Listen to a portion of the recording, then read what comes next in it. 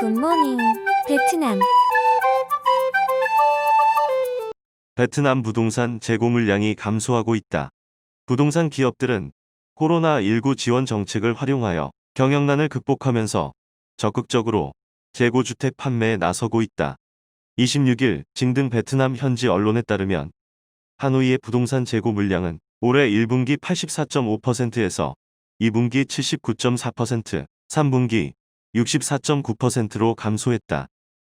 호찌민시의 부동산 재고 물량은 올해 1분기에 82.5%였지만 2분기 27.2%, 3분기 24.9%로 떨어졌다.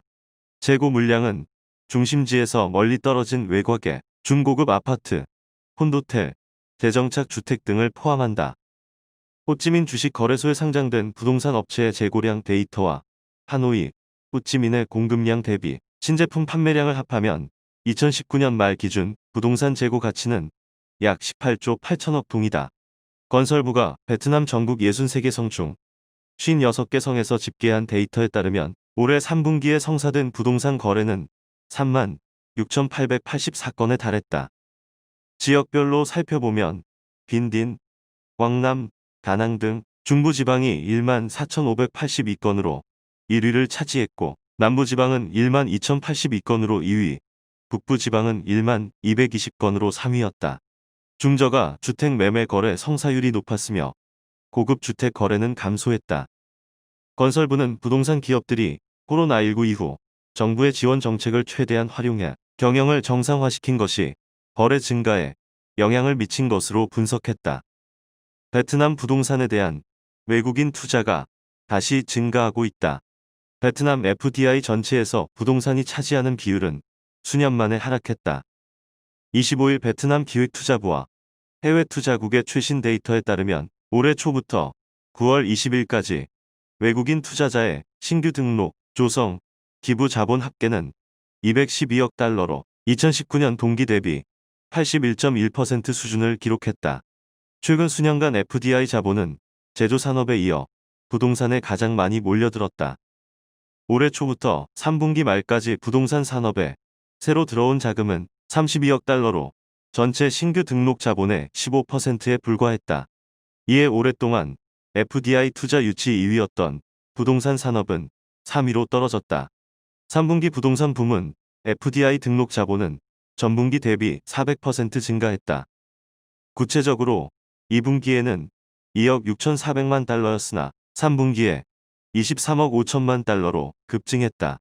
건설부는 코로나19 여파와 거래를 꺼리는 귀신의 달 영향에도 불구하고 3분기에 부동산 산업이 긍정적인 성장세를 기록했다고 평가했다. 전분기 대비 부동산 분야에 대한 FDI 등록 자본은 400%나 급증했다. 글로벌 종합 부동산 서비스 회사 JLL에 따르면 연초에는 베트남 부동산 투자가 활발하지 않았다. 이후 해외 투자자가 자산 매입이나 국내 기업과의 협력을 통해 투자를 이어가면서 부동산 시장이 활성화되고 있다. JLL 베트남의 응웬티반 카잉 부사장은 베트남은 신흥시장으로 부동산 거래에 여전히 많은 장애가 존재한다며 M&A를 촉진하기 위해 투명성을 높이고 법적 승인 절차를 단축해서 외국인 투자자를 유치해야 한다고 말했다. 이어서 현재 베트남 부동산 산업의 M&A는 단순한 인수 협상 수준이라며 좀 더 거대한 자본과 사업 능력을 갖춘 해외 투자자들을 유치해야 베트남 부동산 산업이 발전할 수 있을 것이라고 말했다. 올해에는 로고스 프로퍼티, GLP, SLP 등 해외 대기업들이 베트남 산업용 부동산에 수십억 달러를 투자했다. 중국에서 코로나19가 발생, 공장이 폐쇄되자 글로벌 기업들이 다른 국가로 생산시설을 이전하기 시작하면서 베트남 산업용 부동산이 주목받고 있는 것이다.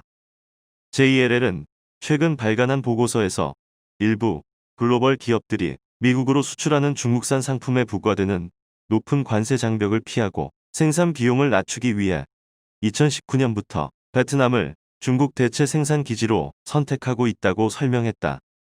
코로나19 대응 초기 베트남은 FDI 기업이나 투자국에 대해 통보 없이 입국을 금지하는 등 일방통행적 행보를 보였다. 그동안 불엄불식 경제를 고려하지 않을 만큼 강경한 태도를 취한 베트남 정부의 입장에 대해서는 여러 해석들이 나온다. 가장 이해가 가는 대목은 체제의 안정이다. 내년 1월 공산당 전당대회를 앞둔 베트남 정부는 현 체제를 안정감 있게 유지하는 것이 중요하다. 미혼게이 자이신문에 따르면 응웬 푸중 서기장을 비롯해 응웬 수원 북총리가 이끄는 현 내각은 코로나의 선제적인 대응을 바탕으로 재신임을 노리고 있다. 만약 지역 사회로 감염이 확산될 경우에는 반대 세력이 힘을 얻게 된다.